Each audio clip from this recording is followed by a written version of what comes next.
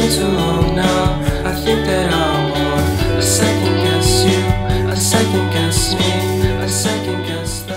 Jeudi 20 février 2025, voici la guidance, mon tirage préféré, vous le savez, guidance qui va mettre la lumière sur un point qu'il serait sympathique que vous interrogiez, que vous fassiez progresser, afin d'aller vers quelque chose de très positif pour vous. Le programme, il est juste ici. On commence avec les signes d'eau, Cancer, Scorpion, Poisson. Les Poissons, on vous embrasse bien fort si vous fêtez votre anniversaire en cette belle journée. Vous regardez bien votre signe, votre ascendant et votre signe lunaire, comme ça vous n'aurez pas une, mais 3 guidances qui valent toujours mieux qu'une. Le 4 d'épée est votre guidance. J'ai décidé de faire la guidance avec le tarot. Vous savez à quel point j'adore le tarot et je me dis tiens, pourquoi pas. Le 4 d'épée, c'est une carte qui nous parle de repos. Est-ce que vous vous reposez assez ou est-ce que vous vous reposez trop? Voici donc la guidance qui vous est proposée. Si vous vous reposez pas assez, c'est qu'en fin de compte, vous tirez un petit peu sur la corde. Vous avez besoin de vous reposer, vous avez besoin de vous régénérer, mais quelque chose fait que vous allez de l'avant sans vous écouter. Mauvaise idée, car vous le savez très bien, votre corps, votre esprit vont certainement s'épuiser et de toute façon, vous serez obligé à un moment donné de vous reposer. Est-ce que c'est parce que vous allez tomber malade? Est-ce que c'est parce qu'on va vous l'imposer? Bref, ça sera plus de frustration qu'autre chose. Alors que si vous-même vous prenez les devants et que vous installez des routines de régénération dans votre semaine, ça serait bien mieux. Attention, sens opposé, c'est le contraire, c'est-à-dire que vous pouvez vous reposer peut-être un petit peu trop. Peut-être qu'il y a des signes d'eau qui sont un petit peu trop dans la paresse et dans le « j'attends que ça se passe » ou « j'attends que ça vienne à moi ». Deuxième mauvaise idée, puisque ça ne se passe pas comme ça, il va falloir vous retrousser les manches pour avoir ce que vous voulez et ne pas penser que le bon moment va venir. Non, le bon moment, c'est maintenant, donc let's go, stand up, wake up and let's go. Chers amis, donc vous nous direz dans quelle catégorie vous vous trouvez. Chers amis, signe d'air, voici vous voilà, Gémeaux, Balance et collègues. Verseau, le 9 de denier est une carte très positive qui représente le confort matériel et la sécurité à ce niveau-là. On vous invite justement à vous intéresser à ça puisque la carte est en mode guidance. Qu'est-ce que vous faites de votre confort matériel?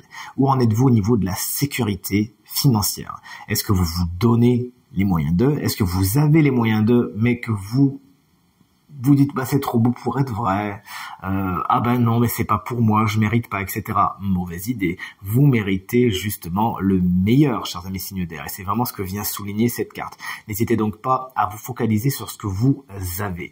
De toute évidence, vous avez déjà une grande richesse. Je vous parle pas spécialement d'un compte en banque super rempli et qui fleurit, mais vous avez ce qu'il faut. Vous avez l'abondance, vous avez la sécurité, et il ne tient qu'à vous de vous en rendre compte. Alors peut-être que vous vous en rendez compte et auquel cas la guidance vous dit chouette, continue comme ça, profites-en, ouvre les yeux sur ce qui est ton quotidien qui te paraît acquis, normal, mais qui en fait est fabuleux. Soit vous ne vous en rendez pas compte et vous voyez plutôt ce qui vous manque, etc. et les échecs, etc. Et cette carte vient vous dire non, il n'y a pas que ça. Il ne tient qu'à toi de regarder ce qui va bien, ce qui tient debout. Focalise-toi sur ce qui est plutôt que sur ce qui n'est pas. Votre guidance, elle est tissée, chers amis, Taureau, Vierge et Capricorne. On est sur une figure, l'énergie de la princesse de coupe, autrement appelée le valet de coupe, est une énergie très douce qui met vraiment l'artistique, la créativité et l'émotionnel au premier plan. Est-ce que vous donnez suffisamment d'énergie sur les nouveaux départs émotionnels, si vous êtes concerné, bien évidemment? Si tel n'est pas le cas, on vous invite vraiment à ouvrir votre cœur, ouvrir vos écoutilles, ouvrir vos horizons à l'arrivée d'une nouvelle aventure, d'une nouvelle personne. Plus généralement, cette carte va vous expliquer que votre créativité et votre inspiration sont puissantes en ce moment. Et il ne tient qu'à vous de les développer. C'est quelque chose qui pourrait vraiment vous permettre de canaliser le meilleur, de canaliser votre énergie et vous aider à comprendre certains de vos fonctionnements, certains de vos schémas et aussi à exprimer ce que vous avez au fond de vous, à libérer certaines énergies et certaines émotions, ce qui serait une très très bonne idée. On termine avec les signes de feu, Bélier, Lion et Sagittaire, une carte qui est superbement illustrée dans ce tarot. Regardez-le, c'est la roue de fortune, elle est merveilleuse.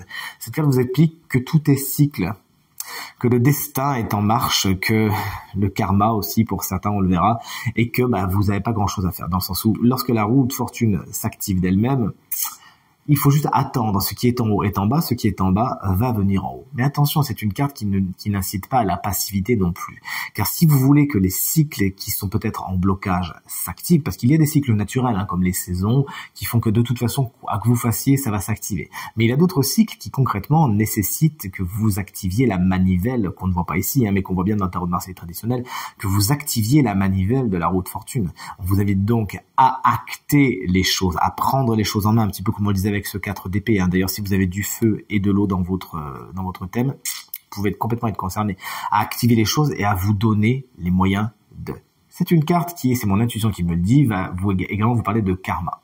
Où en êtes-vous à ce niveau-là? L'avez-vous déjà calculé? Est-ce que vous avez fait les exercices de numérologie? Il y en a pléthore en ligne et je vous assure, ils sont pour la plupart très très fiables.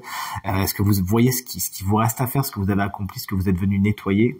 Est-ce que, attention, vous faites attention de ne pas en fabriquer du nouveau karma? Bref, vous l'aurez compris. La notion de karma, c'est quelque chose qui serait intéressant de développer aujourd'hui, bien sûr, dans la période qui vient. Je vous souhaite de belles découvertes à toutes et à tous et je vous embrasse bien fort.